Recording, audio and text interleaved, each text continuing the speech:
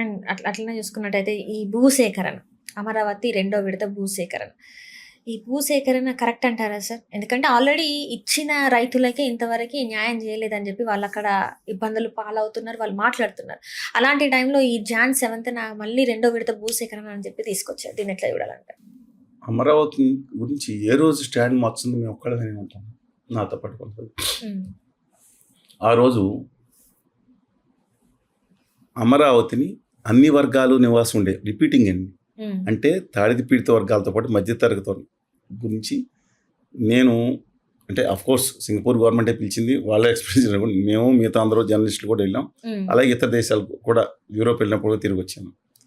ఈ దేశంలో ఆ రోజు ఇంతమంది నిపుణులతో కలిపి రిపోర్ట్ ఇచ్చింది మేమే, ఆంధ్ర ఇంటలెక్చువల్స్ ఫోరం తరఫున.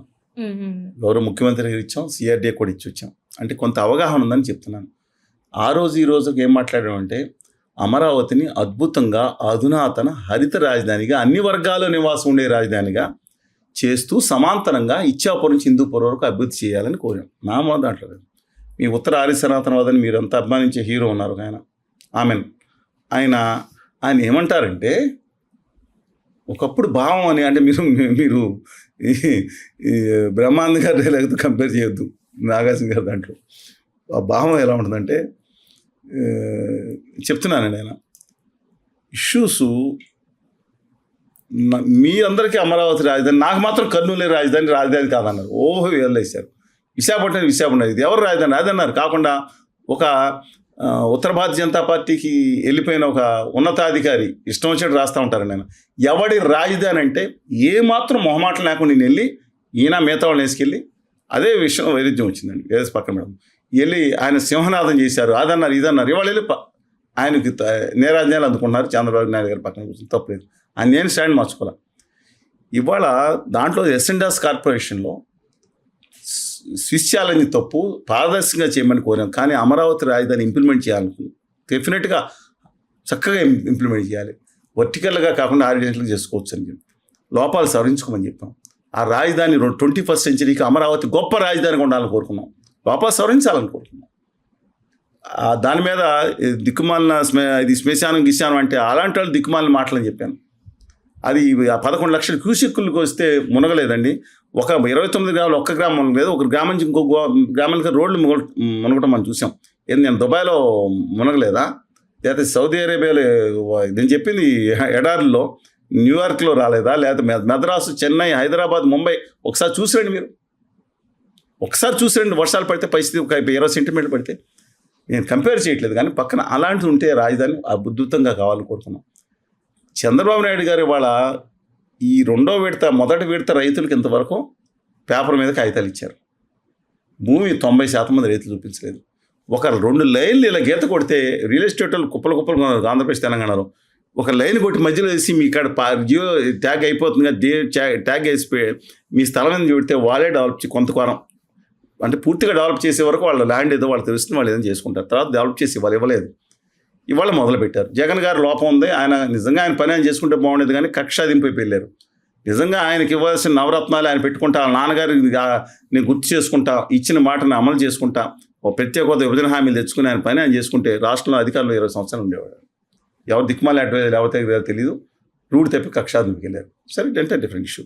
ఇవాళ ఎందుకంటే మేము మాట మార్చలేదు, ఆయన మాట వచ్చారు. ఇక్కడే రాజధాని ఒప్పుకున్నామంటే కాకుండా సెంటర్ ఆఫ్ ద ఉండాలి, వాటర్ ఉండాలి, ప్రభుత్వ ల్యాండ్ కూడా ఉండాలని చెప్పిన మాట మేం కాదు కదా, ఆయన మాట మార్చుకున్నారు. అందుకని కామెంట్ ప్రభుత్వ భూమి ఉండాలి కానీ సెంటర్ ఆఫ్ దాన్ని ఎలా మాకు ఖచ్చితంగా చెప్పారు. It must be centre of the state అన్నారు. వీడియో వేయండి 4 సార్లు. యాంపుల్ వాటర్ ఉండాలన్నారు.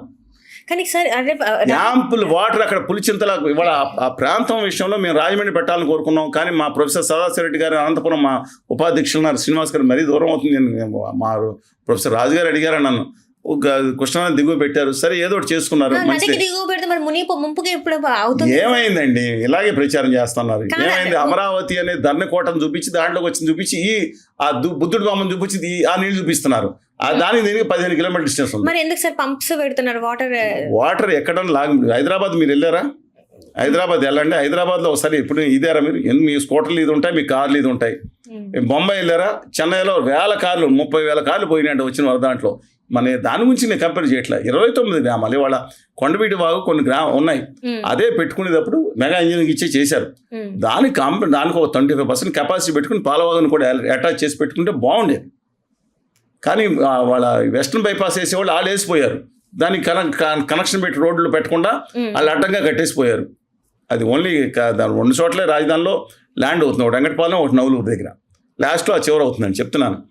అందువల్ల దానివల్ల ఆగి ఉంటుంది. నారాయణ గారు చెప్పిన ఇంకోళ్ళు చెప్పిన లోపాలు ఉంటే సవరించుకోవాలి. అందువల్ల దాన్ని పంపులతో పెట్టి తోడతాం ఏంటండి. ఇప్పుడు ఏమన్నా బిల్డింగ్లో అప్పుడు ఫుట్టింగ్స్ చేస్తారు, ఫుట్టింగ్లో నీళ్లు ఉండకుండా ఏముంటాయి, అంత విద్వేషం. కానీ చంద్రబాబు నాయుడు గారు వాళ్ళ దారి తెప్పి ఏం చేశారు తెలుసా, దాన్ని నిజంగా ఇవాళ ఒక ఉపాధి కేంద్రంగా కూడా రియల్ ఎస్టేట్ ఫార్మ్స్ ఇస్తే డెవలప్ అయిపోతారు. రెండో భూమి పెడుతున్నారు. దేనికంటే మేము ఇచ్చిన రిపోర్ట్ ప్రకారం శ్రీకాకుళం నుంచి అనంతపురం వరకు అక్కడ ఉన్న వాళ్ళకి 3,000, 4,000 తర్వాత 500 కట్టుకోవచ్చు రూపాయల చొప్పున. ఒక 200 గజాలు 5-6 లక్షలు కట్టుకుంటే కొంతమంది లాటరీ వేసి హైదరాబాద్లో కూడా ఇచ్చేవారు, విజయవాడ ఇచ్చేవారు. అలాగా అల్పాదాయ వర్గాలకి మిగతా అన్ని ప్రాంతాలకి చేయమని అడిగాం. అది చేయలేదు. మేము ఆ రోజు చెప్పాం. ఇవాళ దాన్ని తీసుకుంటారంట. తీసుకుని దేనికోసం తీసుకుంటున్నారంటే సరే IRR గారు తీసుకుని రైల్వే స్టేషన్ కొంతవరకు. నాకు అర్థం కాదండి, ఒలింపిక్ సిటీ ఏంటండి మీకు నవ్వుతుంది. నాకు అర్థం కావట్లేదు. ఎక్కడికి వెళ్తున్నారండి ఆయన? ఒలింపిక్ మెడల్స్ అంటారు, నోబెల్ అంటారు. సరే ఏదో నాకు అర్థం కావట్లేదు. ఆయన తప్పుదారి పట్టారు, దిక్కుమాలిన అడ్వైజర్లు తగలబడ్డారు. నేను ఒకటి చెప్తాను, పాజిటివ్గానే చెప్తున్నా. జగన్ గారికి తప్పుదారి జగన్ గారు తప్పుదారి పట్టపోతే 20 ఏళ్ళు ఉండేవారు ఆయన అధికారంలోకి. ఇప్పుడు చంద్రబాబు నాయుడు గారు జగన్ గారికి సొంత ఆయన ఎవరి మాట ఎంతో చిన్న సీత టైప్ అయినా. చంద్రబాబు నాయుడు గారు ఎవరి మాట వింటారో తెలియదు, కానీ నేను ఆ వ్యాపారస్తుల మాట ఎక్కువ వింటున్నారు. ఇవాళ దురదృష్టవశాత్తు ఏంటంటే లేకపోతే లోకేష్ గారు మాట వింటుంటారు. చంద్రబాబు నాయుడు గారు కొంచెం మానవీయ కోణం వచ్చిన, లోకేష్ గారిలో కమర్షియల్ కోణం బాగా పెరిగిందంట. నాకు తెలియదు ఆపర్టిస్టు. ఇవాళ అడుగుతున్నాను, అక్కడ మీకు కావాల్సింది ఉపాధి కేంద్రాలండి. నిజంగా కనుక మీకు ఆసక్తి ఉంటే మీరు తీసుకునే ఈ 2వ విడత భూ సమీకరణ చేసే దాంట్లో మీరు ఒక బ్రాండిక్స్ అపాచీ పెట్టండి. మధ్యతరగతులకు ఉంటారు, 5,000 మంది ఉద్యోగాలు చేస్తే మిగతా ప్రాంతాల్లో మొదటి విడతలో ఉన్న వాళ్ళకి రేట్లు పెరుగుతాయి. అది నిజమైన పెరుగుదల కావాలి. ఆర్టిఫిషియల్గా పెరిగి ఏం పడేస్తే ఏం చేస్తారు? మీరు ఒక ఉపాధి కేంద్రం కింద మీరు 1,00,000 మంది పెట్టట్లే, ఒక 5,000 కేంద్రాలతో పెడితే మీరు వాళ్ళకి ల్యాండ్ ఒక 100-200 ఎకరాలు ఇవ్వండి. ఆ BR శెట్టికి ఇచ్చాడు, ఆయన గాలికి పోయాడు. ఇంకెవరికి చెప్తున్నాను. అందువల్ల ఇచ్చి మీరు దానికి మీ ఉపాధి కేంద్రం కింద తయారు చేస్తే మిడిల్ క్లాస్ వస్తారు. మిడిల్ క్లాస్ లేని అభివృద్ధి వాళ్ళు మీకు ఒక అభివృద్ధి, సామాన్యులు లేని వర్క్ ఫోర్స్ లేని అభివృద్ధి ఒక అభివృద్ధి. అందరితో మిళితమైందే మనం ఉండాలి కదండి. ఎవరు గైడెన్స్ ఇస్తున్నారు, తప్పు ఇస్తున్నారు, వాళ్ళు సలహా తీసుకోమనండి. తీసుకోకపోయినా ఉచిత సలహానే అనుకోండి, కాష్టం లేదు కదా. తప్పుదారి పడుతున్నారు. ఇవాళ 2వ విడత దేనికి కూడా చెప్పలేని దారుణమైన పరిస్థితిలో ప్రభుత్వం పడిపోయింది. ఇది ఆదాని గారి కోసం ఇన్నర్ రింగ్ రోడ్డు ఈ స్థలం డెవలప్మెంట్ స్టేజ్ అంట. ఇంకోటేమో మిగతా ఉత్తర భారతీయ సంస్థకి ఇస్తారంట, దానికి కొత్త ఎయిర్పోర్ట్ అంట. నేను ఎయిర్పోర్ట్ అవసరం ఉంటే ముందే కాంప్రహెన్సివ్ ప్లాన్లో పెట్టుకోవాల్సింది. జనం కంగారు పడరు. ఆ రోజులోనే మీకు అంత జనం సహకరించారు. ఇవాళ మీరు భూమి మీద నడవమని చెప్పి మై హంబుల్ రిక్వెస్ట్ అండి. ఒక ఉపాధి కేంద్రాలు పెట్టండి, జనం ఉంటారు, కలకలు ఆడుతూ ఉంటుంది, అది సస్టైన్ అవుతుంది. మీరు టవర్స్ కట్టి 5 స్టార్ హోటల్స్ ఇచ్చారు నలుగురు. ఏం 5 స్టార్ ఏంటండి చేయగలిగేది? ఇంతవరకు రోడ్డు వెళ్ళేది ఉందా? ఇప్పుడు వేస్తున్నారు C515 ఏదో రోడ్డు ఒకటి డైరెక్ట్గా హైవేకి వేస్తున్నారు. ఇవాళ అండి ఇవాళ వేసేది. ఆయన డెఫినెట్గా మిగతా వాళ్ళు నమ్మకపోయినా అది కనుక నిజంగా కనుక ఉపాధి కేంద్రంగా మారితే సెల్ఫ్ సస్టైనబిలిటీ అవుతుందండి. నిజంగానే చెప్తున్నాను. మీకు కావాలంటే దాని మీద డెప్త్ డిస్కషన్స్ ఉన్నాను, తీసుకురమ్మండి. ఎలా ఉందో అది కనుక చేయగలిగితే, వీడు సక్రమంగా చేయగలిగితే డెఫినెట్గా ఒక 21st సెంచరీకి భారతదేశానికి ఒక ఆంధ్రప్రదేశ్ ఇచ్చిన గిఫ్ట్ అవుతుంది. అది మన జాతి, మన హైదరాబాద్ దగ్గర ఉంటే ఒకళ్ళకే అని కాదు కదా. ఒక జాతి సంపద, ఒక రాష్ట్ర రాజధాని ఆత్మగౌరవానికి ప్రత్యేక, ఒక జనరేటింగ్ సెంటర్. అందువల్ల అమరావతి కూడా ఉండాలి. అమరావతితో పాటు సమాంతరంగా మిగతా ప్రాంతాలు కూడా అభివృద్ధి చేయాలండి. మీరు అంటున్నారు ఇట్లా జరుగుతుంది, ఇట్లా చెయ్యొచ్చు అని చెప్పేసి మాట్లాడుతున్నారు. కానీ ఒక రకంగా చూసుకున్నట్టయితే ఏపీ వెనక్కి పడుతుందేమో, గంజాయికి మాత్రం కేంద్ర బిందువు అవుతుందని చెప్పేసి కొంతమంది. ఏదైతే బీజేపీ ఎమ్మెల్యే ఆదినారాయణ గారి కొడుకు ఈ గంజాయితో పట్టుబడ్డారు. మరి చూడలేదు ఆ వార్త. If it is so wrong, నేను చూడకుండా వ్యాఖ్యలు చేయను. కానీ ఇది మహమ్మారి. మీకు ఉడతా పంజాబ్ సినిమా చూసుంటారు. ఇవాళ ఆంధ్రప్రదేశ్లో, తెలంగాణలో వాళ్ళ బాధపడాల్సింది, ఇవాళ యువతని మనం సరిగ్గా పెట్టాల్సిన దాంట్లో ఇదండి. నాకు అర్థం కావట్లేదండి. ఇది ఈ రాజకీయ పార్టీల జవాబుదారీ లేదా దీంట్లో? వాళ్ళ మీద వీళ్ళు ఆరోపణలు చేసుకున్నప్పుడు ఆ ఉత్తర భారతీయ ఆదాని గారి పార్టీకి 30 లక్షల మంది సభ్యులంట. వాళ్ళు ఈ దిక్కుమాలిన సన్నాసి బ్యాచ్ని వీళ్ళ సంగతి నేను మాట్లాడుతున్నాను. దయచేసి నేను ఈ చాలా ఇంపార్టెంట్ సబ్జెక్ట్ నేను మాట్లాడేది. ఇవాళ ఈ బడ్డీ కోట్లో దొరుకుతున్నాయంట. సిగ్గులేని సన్నాసాలని నాకు అర్థం కాదండి. ఈ కల్తీ చేసేవాళ్ళని ఏళ్ళ సంగతి పట్టాలి. కానీ మీరు ఒకటి తెలుసుకోవాలండి, పెంచలే గారు తెలుసా మీకు? దేశ చరిత్రలో దీనికి ఎగ్నెస్ట్గా చేసేవాళ్ళు నా తెలుగు బిడ్డలు చాలామంది ఉండొచ్చు. కొన్ని సంవత్సరాల నుంచి ప్రజానాట్య మండలిలో పాటలు పాడుతూ అనేక వందల చోట్ల పాఠశాలలోని మిగతా వాళ్ళకి విద్యార్థులు చిన్న నుంచి ఒక అద్భుతమైన భావం పెంచుతుంది. ఎందుకంటే మనం కొడితే ఆగదు కదా, దుర్మార్గులు పక్కన చెత్త బ్యాచ్, సన్నాస బ్యాచ్, దగులుబాజీ బ్యాచ్ ఉంటారు. అమ్మేవాళ్ళు జీవితాలు నాశనం చేసేవాళ్ళు. అలాంటి చోట్ల అతను తిరుగుతూ ఉంటే ఒక లేడీ డాన్ అంట. ఆ డాన్ మొన్నటి ఒక పార్టీ, తర్వాత ఇంకో పార్టీ, అంటే ఇలా పార్టీలు లేవు ఈ చెత్త బ్యాచ్కి. కళ్ళ ముందు 9 ఏళ్ళ పిల్లోడు 10 ఏళ్ళ స్కూల్ నుంచి తీసుకొస్తూ ఉంటే రౌడీలు వెళ్ళిపోయి పిల్లోడి ముందు చంపేస్తే మీరేం చేశారండి? మీ మీడియా 95% మీడియా ఎక్కడో ఢిల్లీలో జరిగింది చెప్తారు, ఎక్కడో అక్కడ జరిగింది చెప్తారు. కళ్ళ ముందు ప్రజల కోసం, పిల్లల కోసం నిస్వార్థంగా, నిజాయితీగా తన జీవితాన్ని పణంగా పెట్టి సంవత్సరాల నుంచి పనిచేసి పిల్లల యొక్క భవిష్యత్తు కోసం తల్లడిల్లిపోయిన అబ్బాయిని తన కొడుకు కళ్ళ ముందే చెప్తే మీ మీడియా నిద్రపోయిందని అడుగుతున్నా నేను. దువ్వాడి శ్రీనివాస్ గారి ఇష్యూ, లేదా ఇంకోళ్ళ ఇష్యూ, రాజధాని ఇష్యూ గంటలు మాట్లాడతా వెరీ గుడ్ ఈవినింగ్ టు ఇవాళ చర్చా వేదిక. వాళ్ళ ప్రేమ కోణాలు, కొత్త కోణం ఎవరికి కావాలండి? ఇద్దరు ఎవరికి కావాలి కోణాలు? పెంచలే గురించి మాట్లాడరా? ఎంతమంది ఎవరో పార్టీకి సంబంధం అండి ఇది? దేశం గర్వించదగ్గ ఒక ప్రాణాలు అర్పించిన వ్యక్తిని వాళ్ళ పట్టించుకోలేదంటే సమాజం బాధపడాలి, చింతించాలి. వాళ్ళ కడుపు రగులిపోతూ ఉంది. వాళ్ళని పొట్టబెట్టుకున్నారు.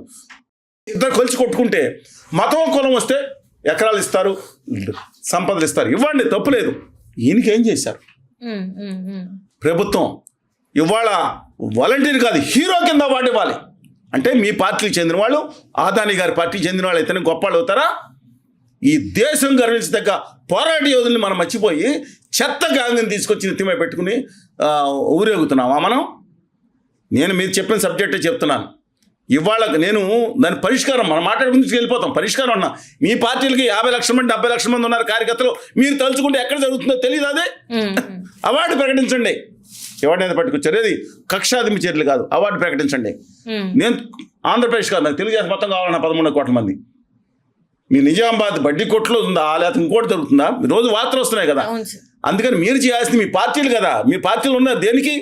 పదవుల కోసం. మీ నాయకులు బాధ్యాలు కొడతాం, వాళ్ళకి ఊడిగం చేయడం కోసమా? మీ జీవితాలకు మీరు హీరోలు కండి.